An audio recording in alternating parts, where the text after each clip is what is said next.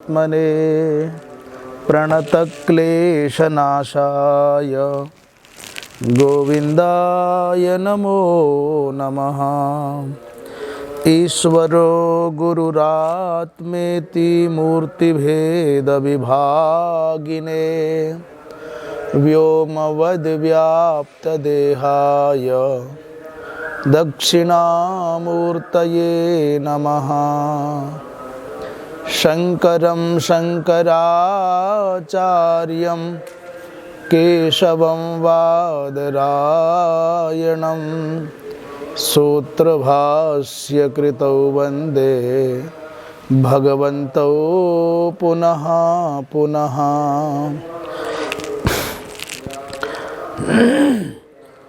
श्री राम जय जय राम। जय राम जय जय राम।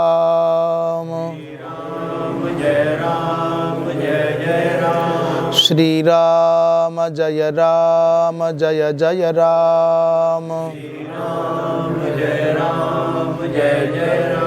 श्री राम जय जय राम।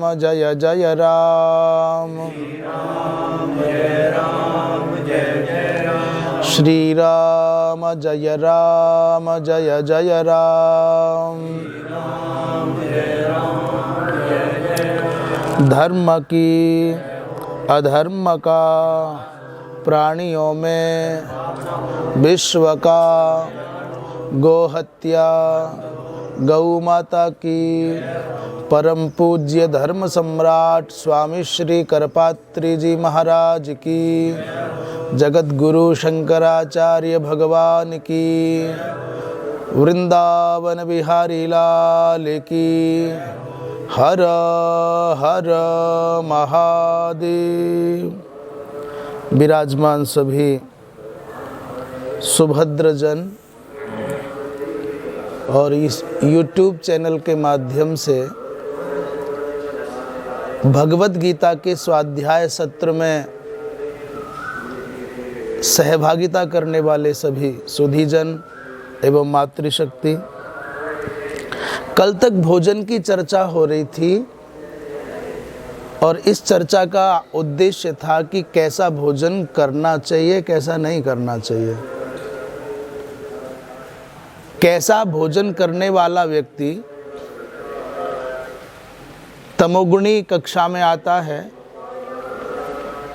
अमुक अमुक भोजन करने पर उसको रजोगुणी कहा जाता है, अमुक प्रकार का भोजन करने पर सात्विक कहा जाता है। आज चर्चा चलेगी, यज्ञ भी 3 प्रकार का होता है, पर हम तो ये समझते हैं मंदिर जा रहा है, ये यज्ञ कर रहा है, बस धार्मिक है, धर्मात्मा है ना। इसके अंदर भी 3 कक्षाएं हैं। दान करना भी 3 तरह का होता है। बस हम तो ये समझ रहे हैं रोटी खिला रहा है बस हो गया, दानी है, महात्मा है, धर्मात्मा है, भला आदमी है, पर उसमें भी 3 तरह के लोग हैं। इसकी भी चर्चा आएगी, पर पहले 3 प्रकार का यज्ञ, और यज्ञ का मतलब ये समझो कि मंदिर जाने वाले भी 3 तरह के लोग हैं, महात्माओं के पास जाने वाले भी 3 तरह के लोग हैं, माला जपने वाले भी 3 तरह के लोग हैं, अग्नि कुंड में आहुति देने वाले भी 3 प्रकार के लोग हैं। ये सब एक ही तरह से मान लेना। एक तो वो हैं जिनको ये पता है कि मैं भारतवर्ष में मेरा जन्म हुआ और मैं भगवान राम भगवान कृष्ण की परंपरा में अर्थात हिंदू कुल में मेरा जन्म हुआ है। हम हिंदू हैं, ये कोई सामान्य बात नहीं है, पर मनुष्य को हिंदू होने का गौरव बोध नहीं है। हिंदू होने का मतलब है हमारे पूर्वज करोड़ों वर्षों पहले भी थे और आज भी हैं। अभी तुम मुसलमान से पूछोगे भाई तुम्हारे पूर्वज, तो क्या बतावेगा? केवल 1400 साल। मैं गलत तो नहीं बोल रहा?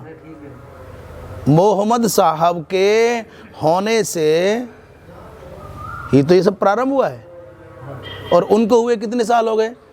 केवल 1400 साल। किसी अंग्रेज से, किसी ईसाई से पूछोगे भाई तुम, बोले 2021। कितने? केवल 21वीं सदी चल रही है, 2021। उससे पहले बोले हमें नहीं पता जी क्या है।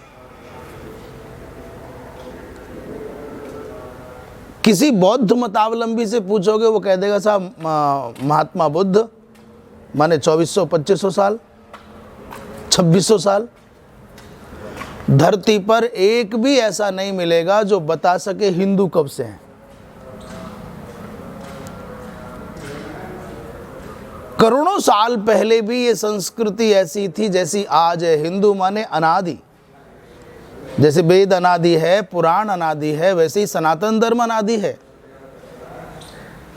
इसलिए हिंदू होना माने वो गौरव की बात है। दुनिया 2000, 2500, 3000 साल के अंदर इसे हमारी कोई बता दे दुनिया में किसने सनातन धर्म प्रारंभ किया, इसका प्रारंभ करने वाला कौन है, प्रारंभ का दिन कौन है, कोई नहीं बता सकता। इसलिए हम हिंदू हैं, इसका मतलब हम ऋषियों की संतान हैं। हम हिंदू हैं माने उस जाति में हमारा जन्म हुआ है जिस जाति में भगवान अवतार लेता है। एक बात बड़े गौरव की है कि केवल हिंदुओं के घर में भगवान का अवतार होता है, दूसरा केवल भारत में ही होता है।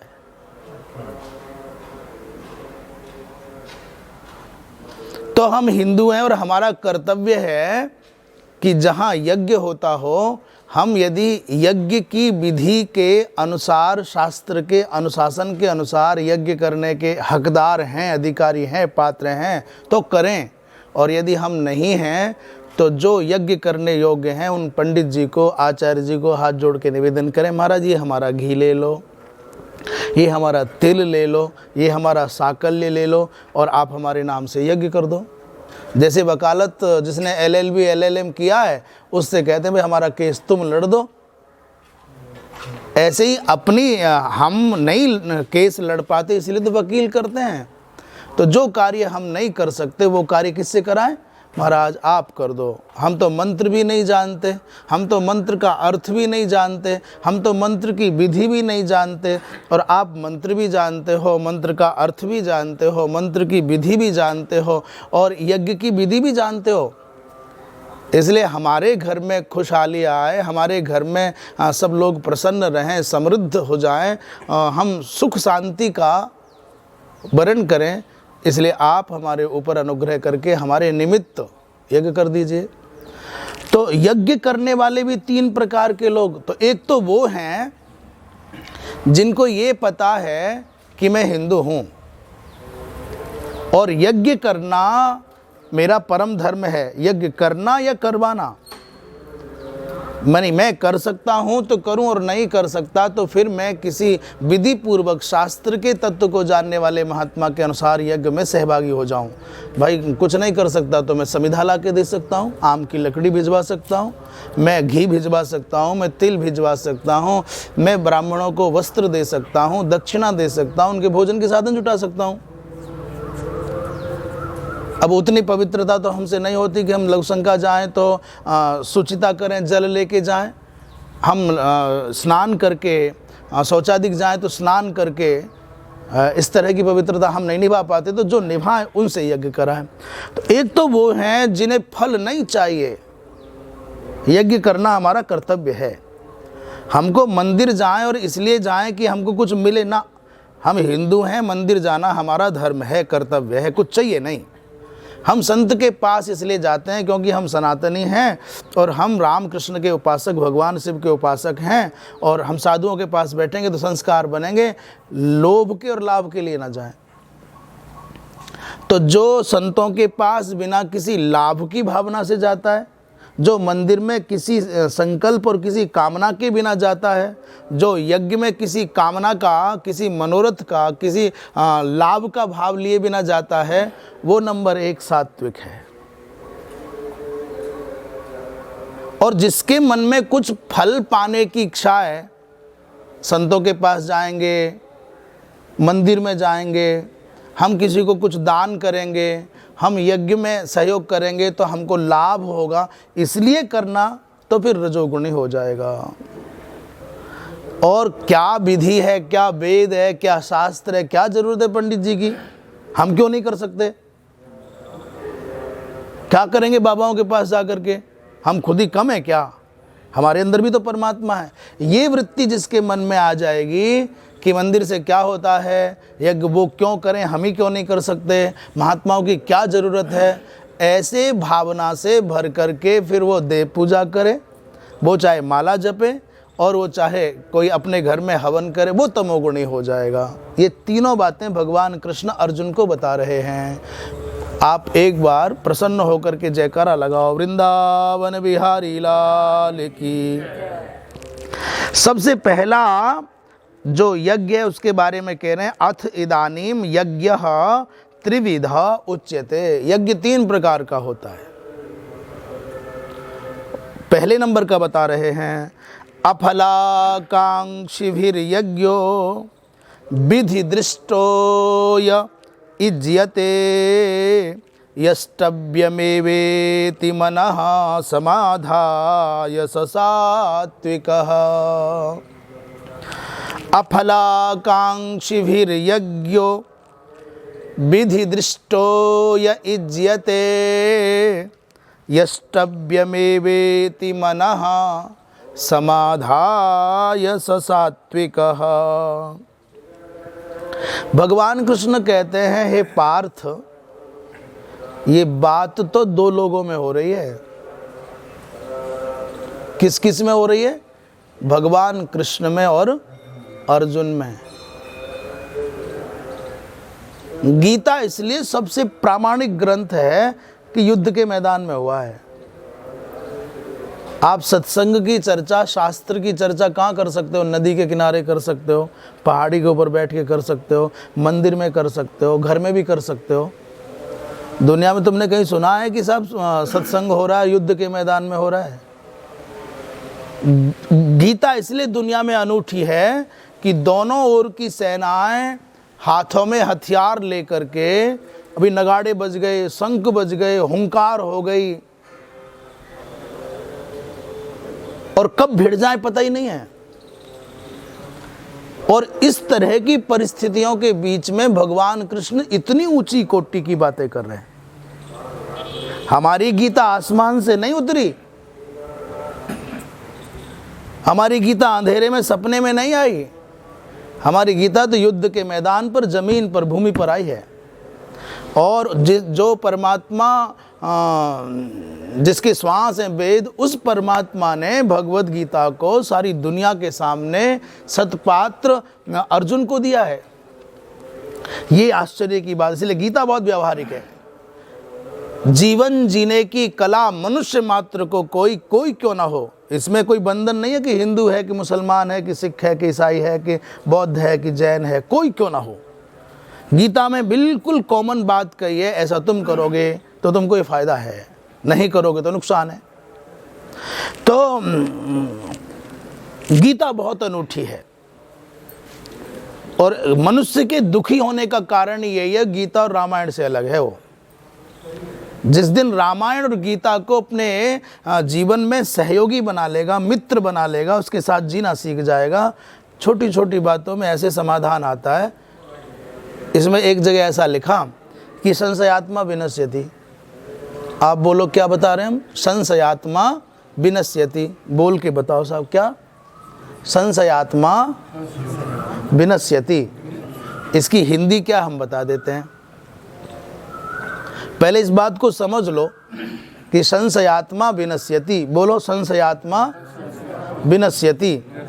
इसमें जो संशय में डूबा रहता है, जो शक में डूबा रहता है, जो संदेह में डूबा रहता है, वो नष्ट हो जाता है।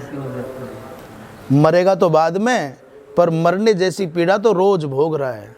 अभी जैसे पत्नी को पति पर अविश्वास हो जाए, शक हो जाए, कहाँ गए, कितनी देर हो गई, क्यों नहीं आ रहे, किससे बात कर रहे थे, लो परेशान है नहीं है। खुद भी परेशान और दूसरे ने पर, पूरे घर ने परेशान कर ले। पति को पत्नी पर संदेह हो जाए, कहाँ गई, किससे मिली, किससे, कौन आया था, किससे बात हो रही थी, किसको देख रही थी, हो गया झंझट सारा। मैंने पूरा का पूरा जीवन नरक बना लिया। भाई को भाई पर शक हो जाए, मित्र को मित्र पर शक हो जाए, पड़ोसी पर संदेह हो जाए, गुरु को चेले पर संशय हो जाए, चेले को गुरु पर जिसको शक हो जाएगा, जिसको संदेह की बीमारी लग जाएगी, भाई जी वो तो चैन से ना खा सके ना सो सके। जिसको सुखी होना है, जिसको आनंद में जीना है, उसको भाई जी मैं सच कहता हूं कि विश्वास करना सीखो। दुनिया में वो आग लगे दुनिया में, पर मेरा विश्वास अटल है। सुख देखना है, शांति देखनी है, आनंद देखना है, तो क्या करना होगा? शंका करना बंद करना होगा। भगवत गीता में इतनी सी बात कह दी, संशयात्मा विनश्यति, संशय करोगे तो जी नहीं पाओगे, हर पल मरोगे। अच्छा मैं गलत कह रहा हूं तो बता दो। मालिक को कर्मचारी पर संशय है, वो सीसीटीवी लगा रहा है, दरवाजे पर झांक झांक करके दौड़ दौड़ के देख रहा है कहीं गया तो नहीं, ले तो ना गया, क्या कर लिया। जहाँ हीरे की फैक्ट्री होती है ना, हीरे की फैक्ट्री, वहाँ देखो कितनी कड़ी निगरानी होती है। संशयात्मा विनश्यति। जिस व्यक्ति के मन, अच्छा दूसरे की छोड़ो, अपना परीक्षण कर लें। हमारे मन में जितने पल तक जिस व्यक्ति के प्रति संदेह का भाव होगा, हम चैन से नहीं जी पाएंगे। पुत्र हो, मित्र हो, भाई हो, पिता हो, पत्नी हो, कोई क्यों ना हो। और कहा भाई ज्ञान कौन पा सकता है, तो एक वाक्य में भगवान कृष्ण कह रहे, छोटा सा, बोले श्रद्धावान लभते ज्ञानम। जिसके हृदय में श्रद्धा होगी, ज्ञान उसी को प्राप्त होगा। और श्रद्धा नहीं है तो फिर तुम जिंदगी भर आप कुछ भी करते रहो, ज्ञान नहीं हो सकता, भगवत प्राप्ति नहीं हो सकती, गुरु की कृपा भी नहीं हो सकती। श्रद्धा वो तत्व है जिसमें, श्रद्धा वो पात्र है जिसमें भगवान का अनुग्रह, भगवान की कृपा भर जाती है, संत का आशीष भर जाता है। अपने माता पिता के प्रति श्रद्धा करोगे तो उनके आशीर्वाद फलीभूत हो जाएंगे। और भैया श्रद्धा नहीं होगी तो फिर कोई तुम्हारा भला नहीं कर सकता। ये श्रद्धा ही तो है कि एक मूर्ति में हम भगवान मान लेते हैं और भगवान हमारे सारे मनोरथ पूरे करते हैं। हाँ जी। और श्रद्धा ना हो रे काय की, हम तो ना जाते, तो नहीं तो कुछ भी नहीं है। बोली वृंदावन बिहारी लाल की। इसलिए भगवत गीता बहुत अनूठी है। भगवान कहते हैं अफलाकांक्षीभिर यज्ञो, जिसके हृदय में फल प्राप्त करने की इच्छा नहीं है, ऐसा व्यक्ति,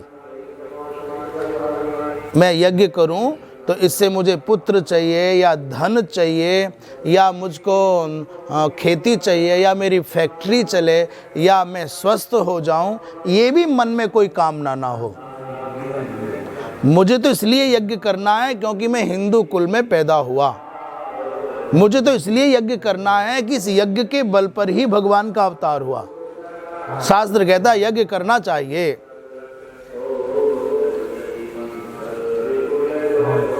बस इसलिए करूंगा। एक बात बताओ भैया, सर्दी लग रही हो बहुत जोर की और कोई के सर्दी लग रही है तो यज्ञ कर लो। यज्ञ में आग जलेगी, कुंड में हवन करोगे, ठंडी नहीं लगेगी। तो भला कोई दुनिया में सर्दी भगाने के लिए यज्ञ करेगा? वो तो कहते कूड़ा करकट इकट्ठा कर और जला ले, भागी सर्दी।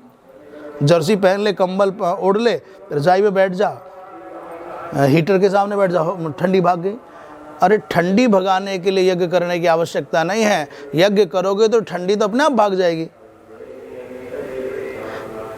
यज्ञ करने से इन कामनाओं की पूर्ति तो अपने आप हो जाएगी, कुछ करना ही नहीं पड़ेगा, मांगने की जरूरत ही नहीं पड़ेगी।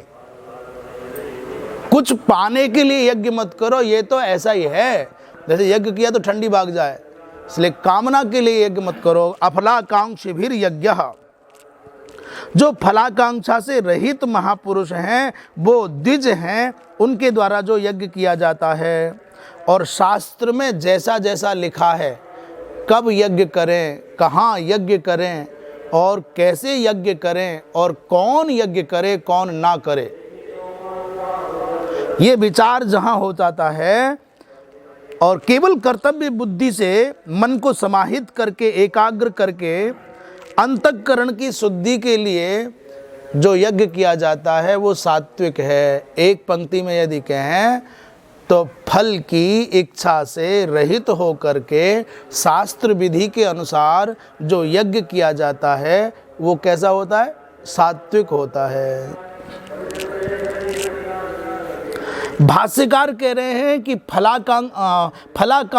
अफलाकांक्षी भी माने अफलार्थी भी, फल की इच्छा से रहित होकर के, विधि दृष्ट माने शास्त्र की आज्ञा का यथावत पालन करते हुए, और मुझे करना है, ये कर्तव्य है, इस भावना से जो यज्ञ करता है मन को समाहित करके। यज्ञ करने से कोई पुरुषार्थ चाहिए, धर्म कमाना है, अर्थ कमाना है, कामनाओं की पूर्ति करनी है, मोक्ष चाहिए, ऐसा मत करो। मैं भोजन कराऊंगा लोगों को तो मेरा बहुत नाम होगा, ये सोच के मत कराओ। भोजन कराओ, नाम तो अपने आप होगा। केवल भोजन कराओ, नाम तो अपने आप हो जाएगा, दुनिया अपने आप कहेगी। तुम मत चाहो, चाह लोगे तो बदबू आ जाएगी, दोष लग जाएगा, और बिना चाहे दुनिया तो अपने आप ही गीत गाएगी कि भाई जी अमुक सज्जन का भंडारा और उन्होंने सेठ ने किया है, अमुक सज्जन ने किया है, अमुक राणा जी ने किया है, अमुक जी ने किया है, तो लोग अपने आप बोलेंगे। तुम मत चाहो। पुण्य जितना गोपनीय रहेगा उतना अधिक प्रभावशाली होगा, और पाप जितना गोपनीय रहेगा उतना ज्यादा घातक होगा। पुण्य और पाप जब प्रकाश में आ जाते हैं तो इनका प्रभाव नष्ट हो जाता है। इसलिए केवल अंतःकरण की शुद्धि के लिए ही हो। दूसरे प्रकार का यज्ञ, अब बात समझ में आ गई ना। पहला यज्ञ, पहली पूजा, पहला दान क्या है? भाई हमको श्रेय नहीं लेना, हमको नाम नहीं करना, हमको कुछ चाहिए नहीं बदले में, हमारा कर्तव्य हम करें। एक रहीमदास जी हुए, बहुत अच्छे भगवान के भक्त हुए हैं। रहीम जी का नाम सुना है ना? अब्दुल रहीम खाना खान, मुसलमान के घर में पैदा हुए।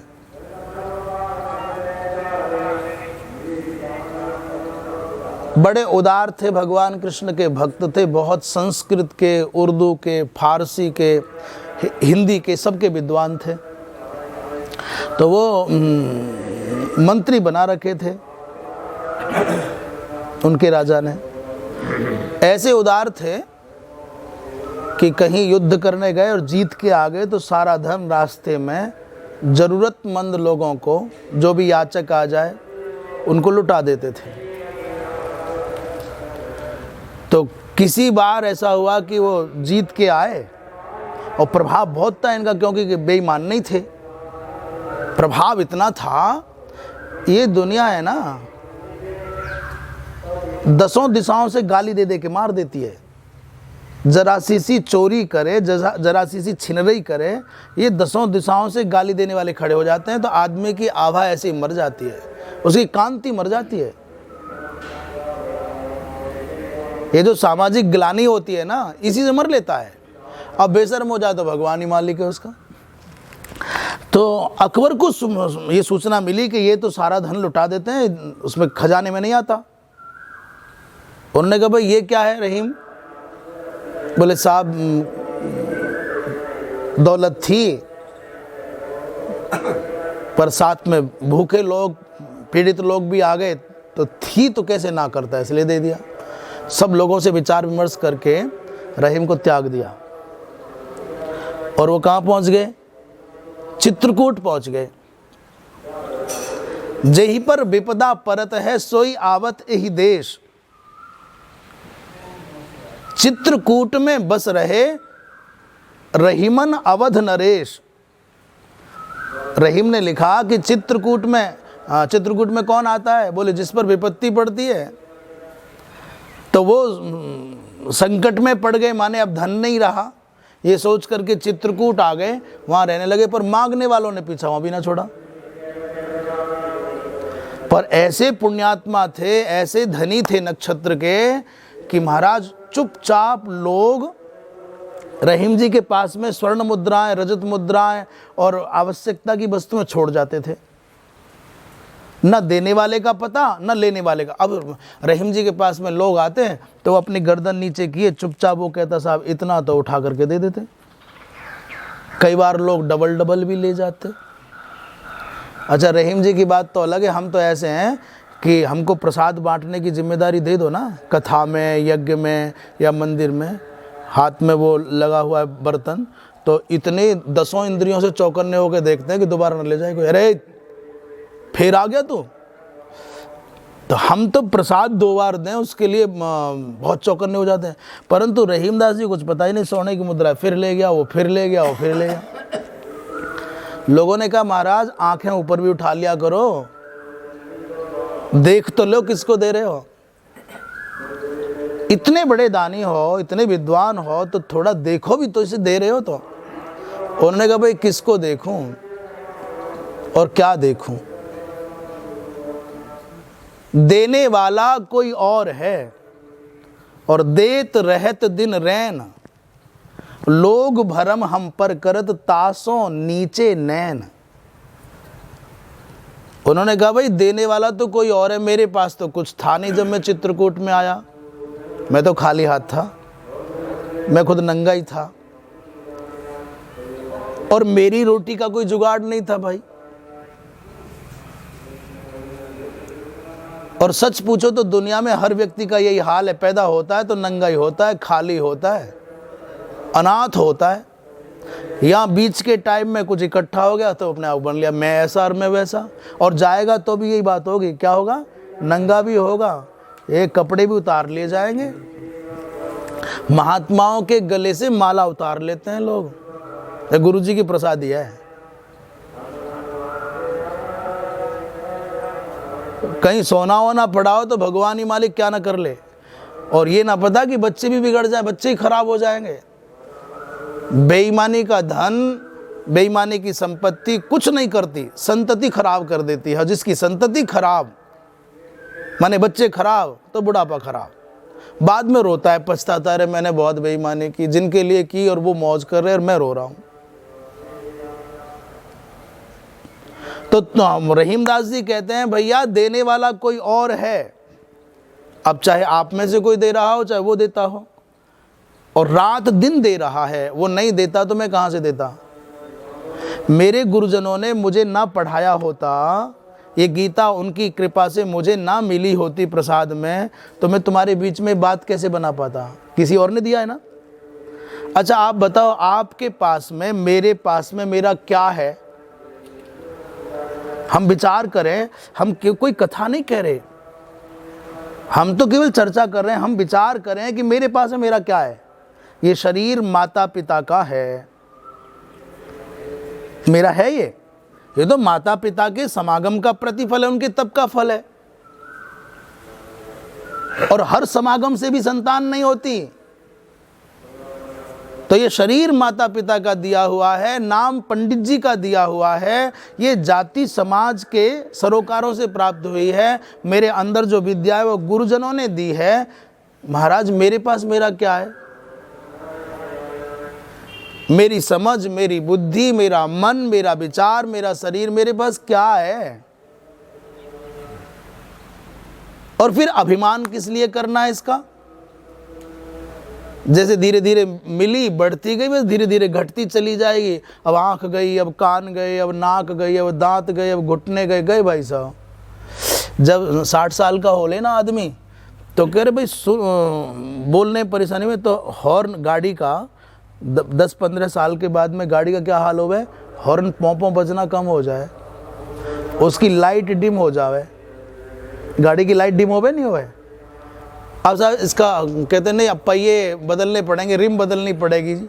अब इसकी कमानी ख़राब हो गई, फिर क्या जी अब इसका इंजन बनवाना पड़ेगा। तो हार्ट का जो संशोधन है, जो हृदय का दबा, वो उसका इंजन बदलना है गाड़ी का। मनुष्य की आंखें जाना माने गाड़ी की लाइट जाना। मनुष्य की आवाज़ जाना माने हॉर्न का पोंपो बोलना बंद होना, मनुष्य गाड़ी का ब्रेक फेल होना माने मनुष्य के घुटने फेल होना, गाड़ी का इंजन बोली वृंदावन बिहारी लाल की।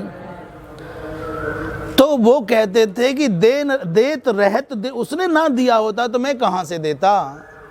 और दुनिया के लोग कह रहे हैं साहब ये लुटा रहे हैं, ये दे रहे हैं, इस शर्म के मारे, लज्जा के मारे मेरी आंखें नीचे रहती हैं, मैं कहाँ से दे दूँ। और जितना उसने दिया है उतना देने की ताकत किसी में नहीं है। हम बहुत कंजूस हैं। उसने इतना दिया है तो हम बचा के रख लेंगे, हम दे नहीं सकते, उतना नहीं दे सकते जितना वो देता है। सर्वस्व देने की ताकत तो केवल भामाशाह में होगी या महर्षि दधीची में होगी। कौन देगा सर्वस्व साहब। इस देश को भामाशाह इसलिए याद है, कम से कम 500 साल हो गए हुए उसको, और किसी गांव में बेचारा पैदा हुआ होगा, उसने राष्ट्र की रक्षा के लिए महाराणा को अपना धन इकट्ठा दे दिया, बस अमर हो गया। राष्ट्र के लिए जीने वाले, समाज के लिए जीने वाले मनुष्य की बात छोड़ो, महाराणा तो बहुत महान थे। भामाशाह ने तो केवल धन दिया। मैं कहूं चेतक को दुनिया जानती है। चेतक कौन था साहब? एक पशु जाति में पैदा हुआ जीव, उसने राष्ट्र रक्षा में अपने प्राणों की आहुति दी, तो सारी दुनिया आज भी उस चेतक को नाम जानती है, उसको याद करते भाई चेतक।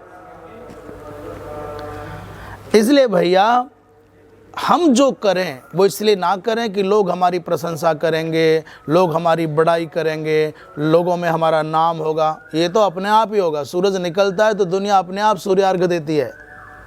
वो इसलिए नहीं कहता कि मेरी पूजा करो, मेरी वंदना करो। दूसरे प्रकार का यज्ञ बताते हैं। अभिसंधायतु फलम दंभार्थमपि चैव यत् इज्यते भरत श्रेष्ठ तम यज्ञम विद्धि राजसम। अभिसंधायतु फलम दंभार्थमपि चैव यत् इज्यते भरत श्रेष्ठ तम यज्ञम विद्धि राजसम। भगवान कृष्ण कहते हैं, हे पार्थ, जो फल की इच्छा से यज्ञ करता है अथवा दंभ के लिए यज्ञ करता है कि लोग मुझे महान माने, मुझे धार्मिक माने। दंभार्थ माने अपने महत्व की, लोग मुझे महत्वपूर्ण माने, महान समझे कि मैं धार्मिक हूं, धर्मात्मा हूं। लोके माम धार्मिकम उत्तमम श्रेष्ठम एवं विधम जनाः जानीयुः। इसको दंभ कहते हैं कि लोग, मैं इसलिए मैं मौन होकर के आंख बंद करके बैठ जाऊं, मेरे हाथ में माला चलती रहे और भजन भी चल रहा हो, पर उसके उद्देश्य में अंदर ये बात आ जाए कि लोगों में मेरी ये प्रसिद्धि हो जाए कि भाई महात्मा तो कहीं भी ध्यान लगा लेते हैं। अब लोग मेरी प्रशंसा करें कि मैं बहुत धार्मिक, बहुत ध्यानी, बहुत ज्ञानी, बहुत मानी हूँ, तो बीमारी हो गई। सुंदर होना बुरा नहीं है, सुंदरता की जानकारी होना बुरा है। धार्मिक होना बुरा नहीं है, धार्मिक हूँ ये जानना बुरा है। दानी होना बुरा नहीं है, मैं दानी हूँ ये होना बहुत बुरा है। मैं ज्ञानी होना बुरा नहीं है, पर मैं ज्ञानी हूँ ये पता चल जाए, यहाँ से बीमारी शुरू हो जाएगी। एक वाक्य है, अभिमान का ज्ञान होना आसान नहीं है, पर ज्ञान का अभिमान पकड़ में नहीं आता। ज्ञान का अभिमान होना आसान है, पर अभिमान का ज्ञान होना आसान नहीं है। मैं अभिमानी हुए किसी को क्या मालूम पड़े। हर आदमी अहंकारी भी कह रहे, मैं साहब अहंकार ना करता, मैं अभिमान के चक्कर में नहीं बोल रहा। तो व्यक्ति को सुंदर होना बुरा नहीं, पर सुंदर हूं ये ज्ञान हो जाएगा तो अभिमान आ जाएगा। धार्मिक हूं ये होना तो अच्छा है, पर मैं धार्मिक हूं ये जानकारी मुझको खुद हो गई तो अभिमान आ जाएगा। ज्ञान तो भैया भगवान का ही ठीक है, अन्यथा संसार का ज्ञान होगा तो अभिमानी हो जाएगा। तो जो व्यक्ति दंभ के लिए अपने आप को धार्मिक हूँ ऐसा दुनिया में प्रभाव डालने के लिए करेगा, तो हे भरतश्रेष्ठ, ऐसे यज्ञ को रजोगुणी यज्ञ कहा जाता है। देखो भाई मैं करा रहा हूँ, देखो भाई साहब मेरा है, मैंने ये लगाया है, मैंने ये किया है, ये जो चर्चा है ये सात्विक यज्ञ की नहीं है, ये रजोगुणी भाव है। और रजोगुणी कार्य का जो फल होता है वो यहीं मिल जाता है, वहाँ साथ नहीं जाता। वहाँ साथ जाता है कौन? जिसकी चर्चा किसी के कानों में ना पहुँचे।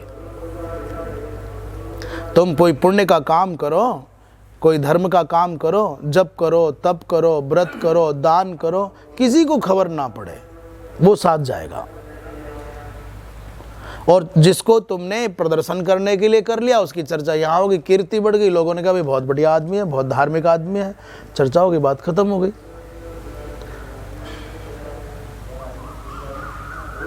केवल अपने आप को प्रदर्शित करने के लिए कि साहब मुझे ज्ञानी मानो, इसलिए नहीं।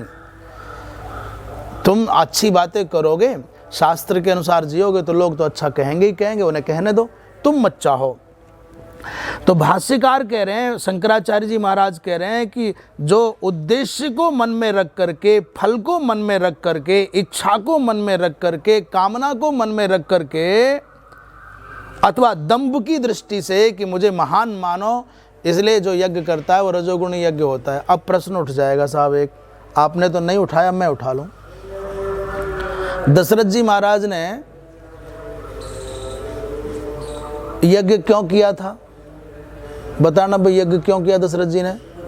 उनके गुरुजी ने कहा कि अरे यज्ञ करो, पुत्र प्राप्त हो जाएगा। परंतु ये गुरु की आज्ञा से किया, अपने मन से नहीं किया। वो तो डॉक्टर के पास जाओ तो ये जाके कहो कि महाराज मैं बहुत परेशान हूँ, मेरी कोई दवा कर दो। दशरथ जी महाराज ने क्या कहा? गुरु गृह गयो तुरंत मही पाला। जब बहुत परेशानी हुई, बहुत चिंता हुई, तो कहाँ गए? गुरु जी के पास में गए, महाराज बताओ क्या करूं। और वशिष्ठ जी महाराज जानते पहले से थे, 60,000 साल की उम्र में दशरथ जी महाराज को पुत्र हुआ है। कितने साल की उम्र में?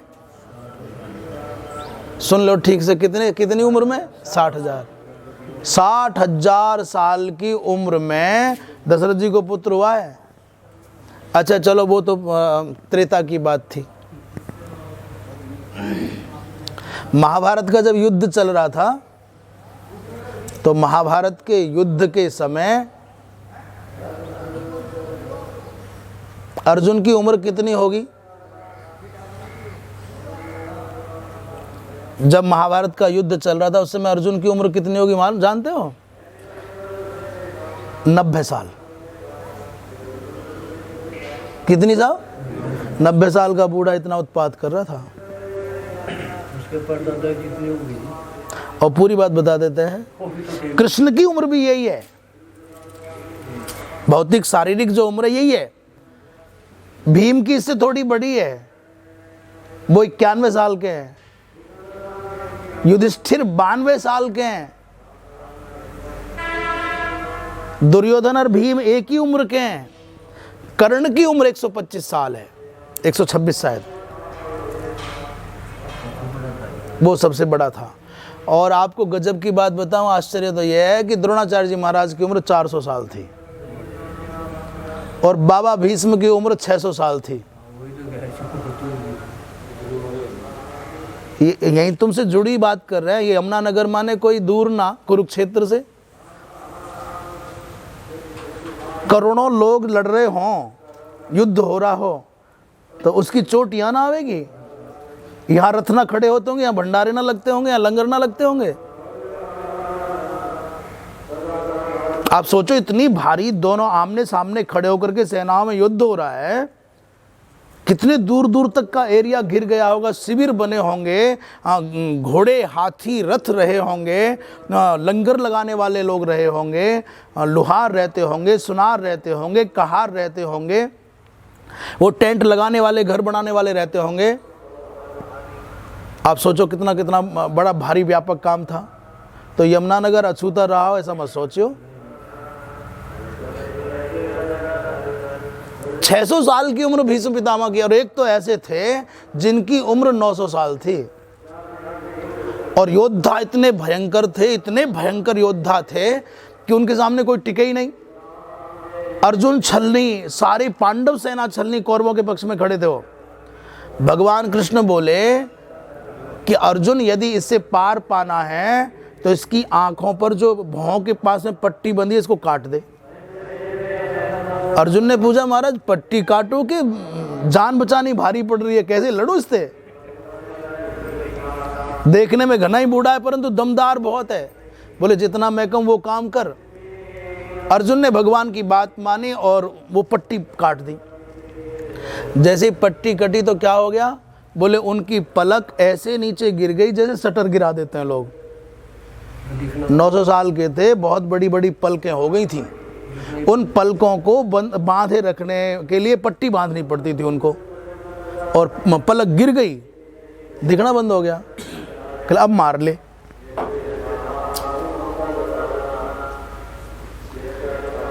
तो कल ऐसे आश्चर्य मत करना। अभी भी आज देखो, आजकल के लोग जो बूढ़े हो रहे हैं उनकी दशा देख लो, और पुराने जो अपने बूढ़े थे वो 80-80, 90-90 साल के भी घना काम कर ले, खूब चल ले हुए, और आज के बूढ़े। महाराणा प्रताप 500 साल पहले कितने कितने किलो का, कितने मन का उनका भाला था? अब देखो खुद ही 250 किलो का था। महाराणा प्रताप की लंबाई 7 फुट कुछ इंच थी, 250 किलो वजन था, माने 240 किलो। और इतना भारी हथियार लेकर के, बख्तरबंद ये सब बांध करके, मुकुट लेकर के, भाला लेकर के, घोड़े पर भी चढ़ा। घोड़ा कितना ताकतवर रहा हुआ है देखो, युद्ध भी कर ले, हथियार भी फेंक ले। अभी आप सोचते हो कि ये बात कल्पना की होंगी, 400 किलो के लोग, ये सुमा होते हैं, क्या होते हैं? सुमो जापानी, वो कितने कितने किलो के ओम में? 200, 300 किलो के ओम में, और लड़े हैं, खूब कुश्ती लड़ लेते हैं। तो ये माने कल्पना नहीं समझना चाहिए, सच्ची घटना है सब ये। जो तो बात चल रही थी कि उन्होंने, दशरथ जी ने, महाराज ने ऐसा क्यों किया? गुरु ने कहा कि पुत्रेष्टि यज्ञ करो, इससे तुमको पुत्र हो जाएगा। तो गुरु की आज्ञा से किया। ऐसे यदि अपनी मर्जी से करना होता तो कब के कर लेते। तीसरे श्लोक में भगवान कहते हैं कि तमोगुणी यज्ञ कौन सा है? बोले विधिहीनम सृष्टान्नम मंत्रहीनम दक्षिणम श्रद्धा विरहितं यज्ञम तामसं परिचक्षते। विधिहीनम सृष्टान्नम मंत्रहीनम दक्षिणम श्रद्धा विरहितं यज्ञम तामसं परिचक्षते। ये प्रदोष पूजा का समय हो गया, इसलिए खड़े हो जाओ। आप शुरू करो, हम बस कर देते हैं, 5 मिनट में विराम कर देते हैं। अच्छा, तीसरे प्रकार का यज्ञ है जिसमें विधि का कोई पालन नहीं है, ना अधिकारी का कोई विचार है, ना मुहूर्त का कोई विचार है, ना हवन कुंड के परिमाप का कोई विचार है, ना मंत्र का ज्ञान है, बस देखा देखी स्वाहा करना है। आज रविवार है, छुट्टी है, चलो भाई हवन कर लो, ये नहीं होना चाहिए। विधि से रहित, माने विधि के ज्ञान से शून्य होकर के, और ऐसा यज्ञ कर रहे हैं जहाँ किसी को पानी नहीं मिल रहा है, रोटी नहीं मिल रही है, भोजन ही नहीं मिला। जिस यज्ञ में अन्नदान नहीं होता, जिस यज्ञ में विधि का पालन नहीं होता, जिस यज्ञ में मंत्र का प्रयोग शुद्धता